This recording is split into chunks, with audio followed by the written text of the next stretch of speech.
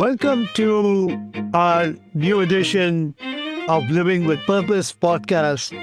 And I have Riadh Bouaziz, who is the CEO and chairman of the RKF Group, which is a leading luxury linen company in Europe.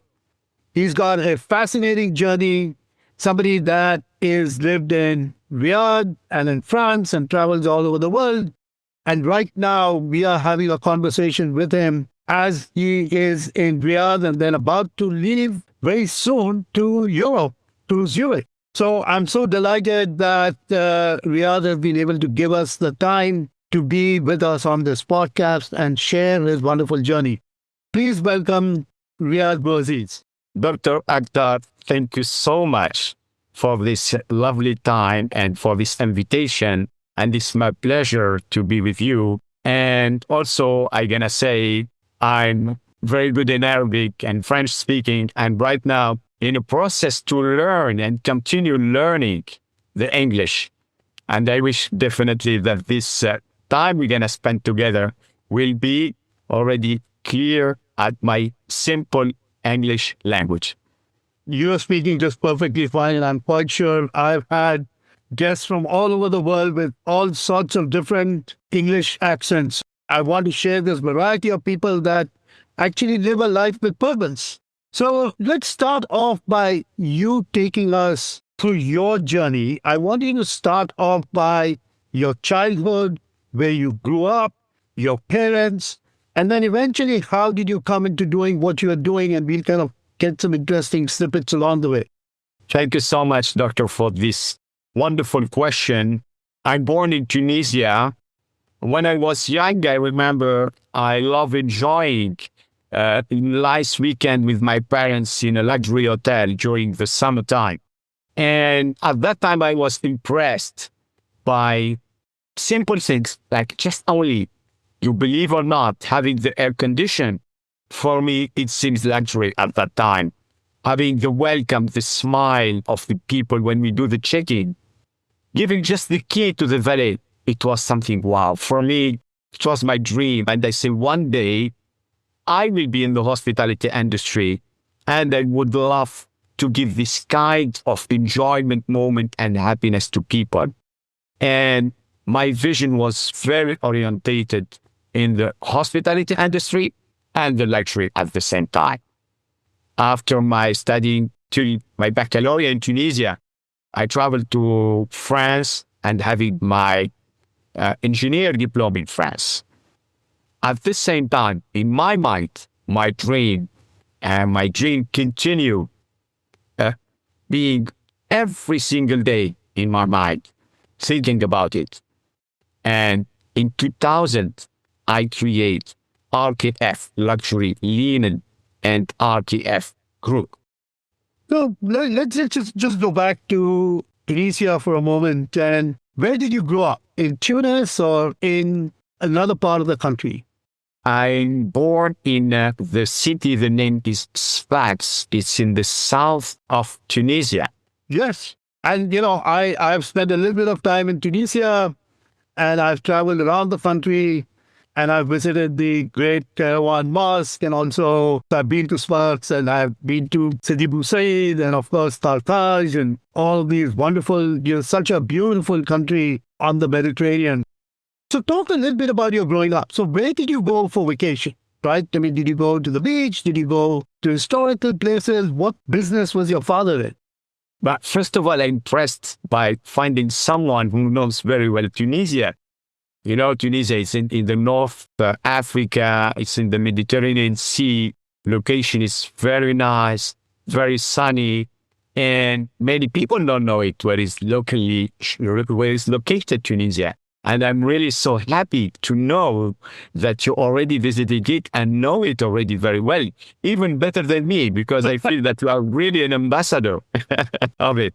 And I would love for sure to invite you when we have a chance to meet in Tunisia to be my guest. It will be a real pleasure, definitely. I would love to do that. It's such a beautiful country. Talk a little bit about your growing up and this ability for you to go on vacations was a transformation moment for you. you studied obviously in Tunisia, in Tunis, back to Paris, Yes. and then started a company. But talk a little bit about your parents and how they were formative in influencing you in your growing up. My family is a very conservative family, very simple and classic family. We get the best education of the value of life, of the value of our life in general based on the respect. And this is, I think, is the best treasure I've get from my family. We go just only a long weekend or few days only in all the summer just to spend these few days in a nice or luxury hotel by the beach, by the sea, in a direction of Sousse, where it's in the border of the sea. It's very nice one. Yeah. And I remember when we was so much excited to go there. We don't even sleep during the days when we are there, how much we are excited. And we cry when we leave there. And we wait till the next year to have this dream again and to become a reality, and remembering every single minute on it. The hospitality industry is so beautiful. The hotels, the welcome, the food, the service, the smile, everything, every single touch in the hotel, it's touched me deeply in my heart, and I was focused on, was absolutely one of the biggest leitmotiv in my life, to know that one day I will work in the hospitality industry. I don't know at that time if I will be a GM, owning an hotel, or working with an hotel, or working for hotels. I have no idea. I know that I have been related and in touch with the hospitality industry globally, and the wellness also. So talk a little bit about, you obviously went to Paris, you studied engineering, and then how did that lead you to doing what you're doing now? Was it right away you started a company, or did you work somewhere before you started a company? How did that process unfold for you? I start already, first of all, after my engineer diploma, working on a quality, making all the certification, very focused on quality. When you say luxury, means there is a quality behind. That means there is innovation behind. And this was always why my own DNA internally, how to succeed in life, how to have a success in life, you have to be focused on something new, different. You create. And it was in my DNA to create something always different than what I find on the market. This was pushing me to work, first of all, and to learn about the quality and the certification. It was my first job. In between, I was thinking, what is the best industry and where I have to go to be in touch with the hotels. I travel in all Europe. I visit many luxury hotels. And I was making my benchmarking to understand where is the part missing in the hotel? Where is my add value I can upgrade it in a luxury hotel? I find in the suites and the hotels in general, in the luxury hotels and the suites, particularly the bathrobe on the hanger, there is a pile going out. I say, it's not at the level at an hotel. It should be much more luxurious than that. And then I start to be focused how to create a bathrobe with a pile, but the pile never go out. 2 years research and development. Then I find it. I create the company. I create the product with a target in 2005 being the leader in France. I created the company in 2000. In 2003, we became already leader in France. Wow.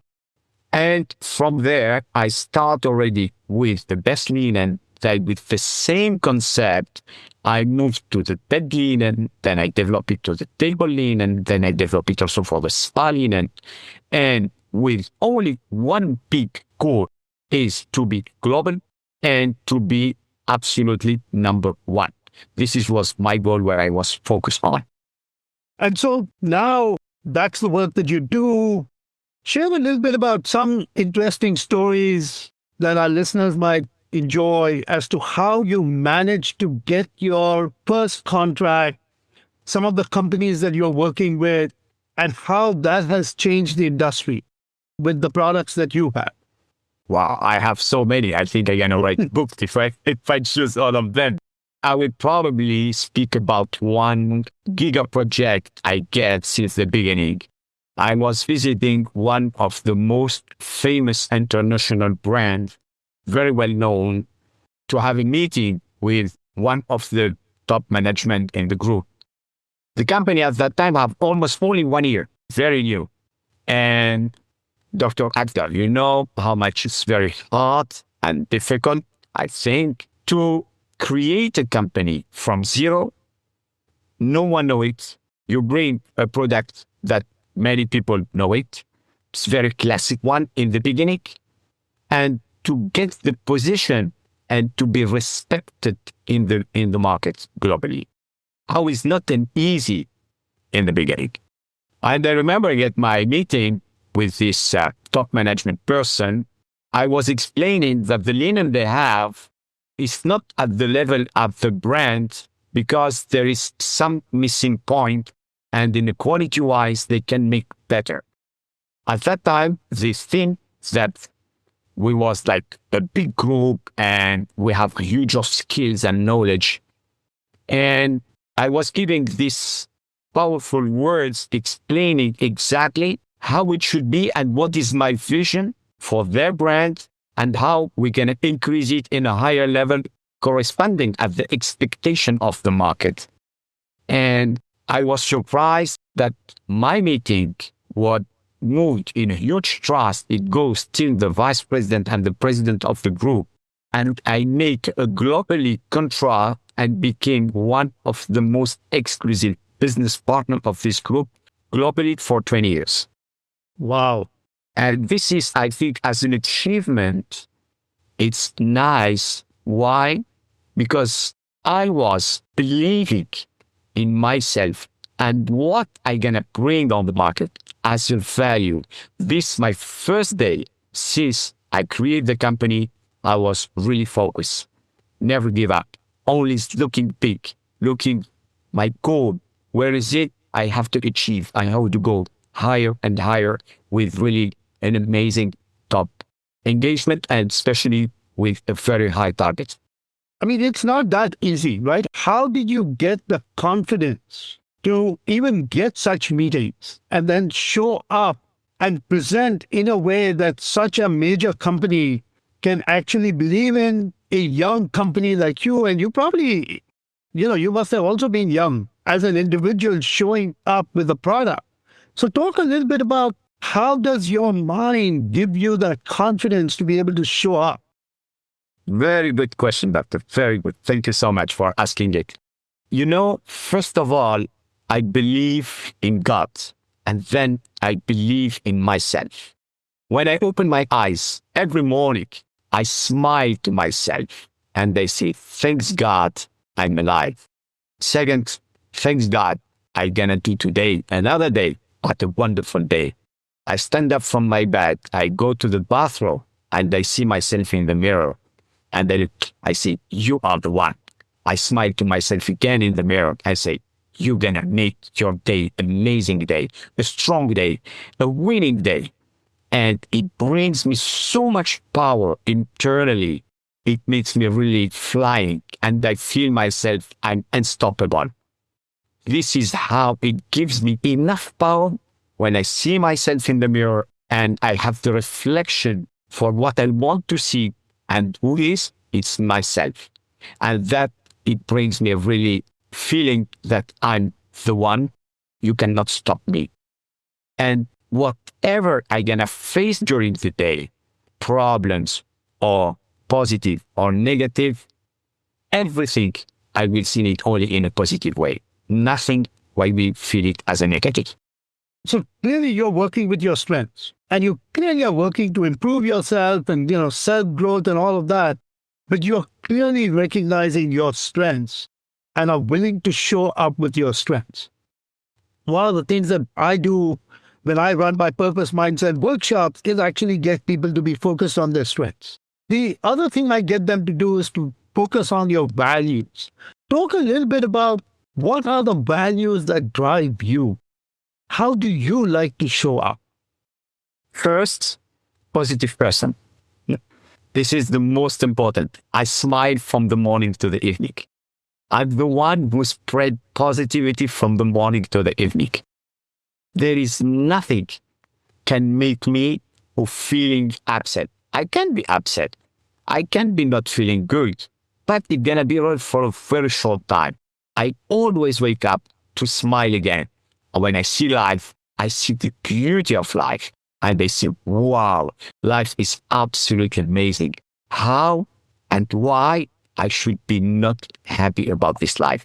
It brings me this happiness internally. I share it with people and they get it back. It makes me much stronger. Then I believe to be honest. To be honest is really something very important. I feel myself so good and confident about myself. I have nothing to prove to myself. I will not prove it also to people. People have to see it themselves and they will give this trust back because I'm one, if I do something, I'm totally engaged.